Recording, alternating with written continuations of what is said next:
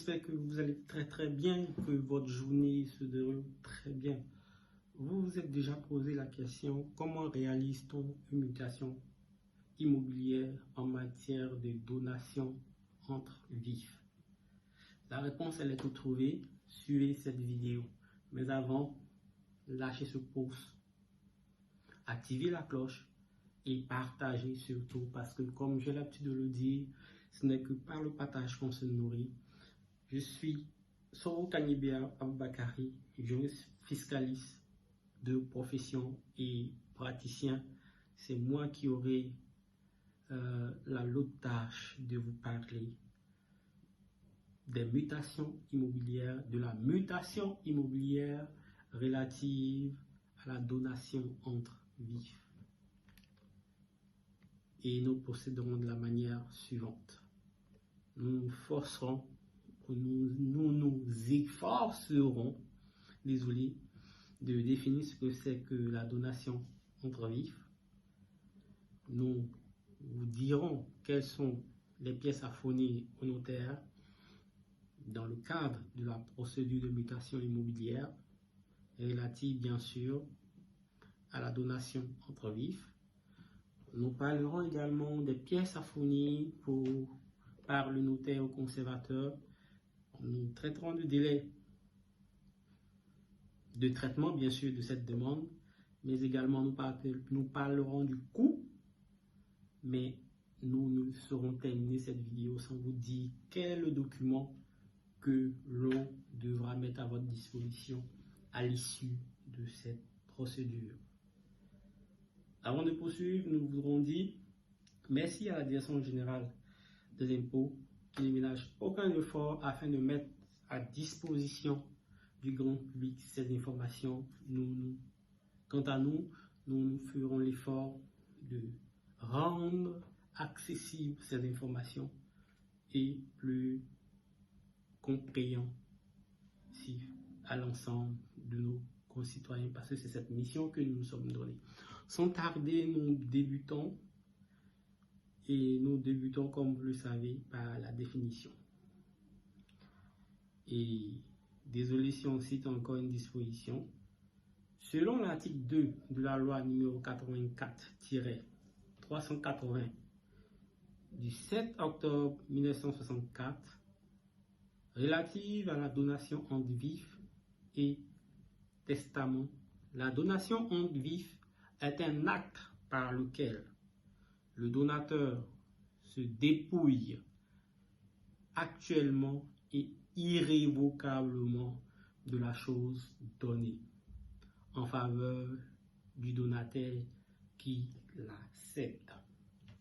De manière simple, c'est-à-dire moi, en tant que personne, j'ai un bien immobilier et je décide, en connaissance de cause, avec toutes mes facultés, de céder ce bien-là, c'est-à-dire pas céder, excusez-moi, de donner ce bien, parce qu'on a un droit, il faut faire attention au terme qu'on utilise, de donner ce bien à une tierce personne.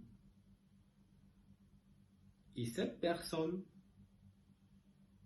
dans cet élan de générosité, je dirais, l'accepte. C'est ce qu'il faut comprendre ici. Dans ce cas de figure, qu'est-ce qu'on doit faire pour que le bien appartienne à la personne à laquelle je donne le bien? La première des choses, on doit fournir des éléments ou des pièces au notaire. Parce que pour rappel, ce type de transaction se passe pas devant notaire, se passe devant un notaire. C'est vraiment important. Pour les pièces, il faut distinguer selon que nous sommes ou selon que nous soyons une personne physique ou une personne morale. Lorsque nous sommes une personne physique, nous avons deux documents à mettre à la disposition du notaire, qui sont le titre de propriété, les pièces d'identité, mes pièces d'identité, les pièces d'identité de la personne qui donne, ou tout autre document tenant lieu. Lorsque nous sommes ou vous êtes une personne morale, vous devez mettre à disposition du notaire les statuts de la personne morale, la déclaration fiscale des licences ou le registre de commerce, je dirais et le registre de commerce, et je vous dirai pourquoi, la pièce d'identité du gérant ou tout autre document tenant lieu, l'original du titre de propriété qui aujourd'hui au thème de la toute dernière disposition en matière de foncier, ce n'est que l'ACT.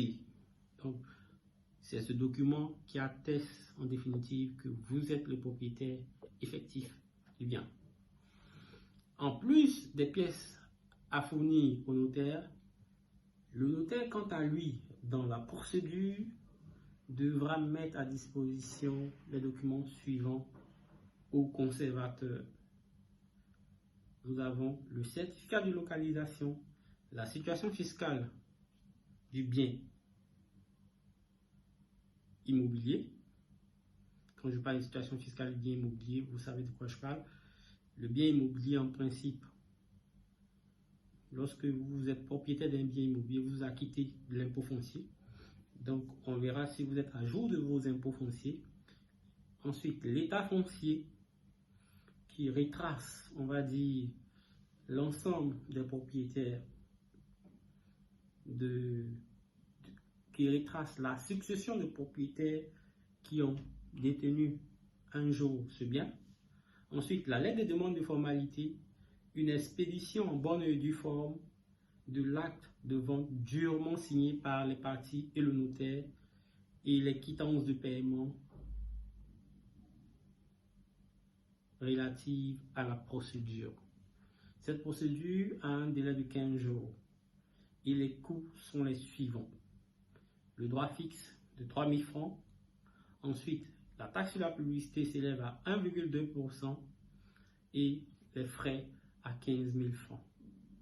Il est important de noter que les droits d'enregistrement, pour les droits d'enregistrement, vous pouvez vous référer aux dispositions de l'article 735 et suivant du Code général des impôts pour calculer les droits irrélatifs.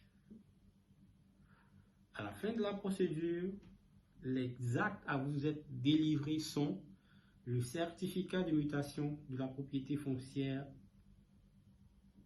et un état foncier. Cet état foncier-là sera la suite logique des propriétaires du bien. C'est-à-dire, enfin, vous serez, je dirais, la dernière personne à être propriétaire du bien sur l'état foncier. Donc, voilà ce qu'il faut retenir pour l'essentiel relativement à la procédure en matière de mutation immobilière relative aux donations entre vifs. Si vous avez aimé, j'ai besoin de ça. Même si vous n'avez pas aimé, les gars, regardez encore une autre fois. Et je sais que avec les oreilles bien en alerte, vous allez savoir que c'est une information très importante qu'il faudra diffuser au maximum. Merci à vous de nous suivre.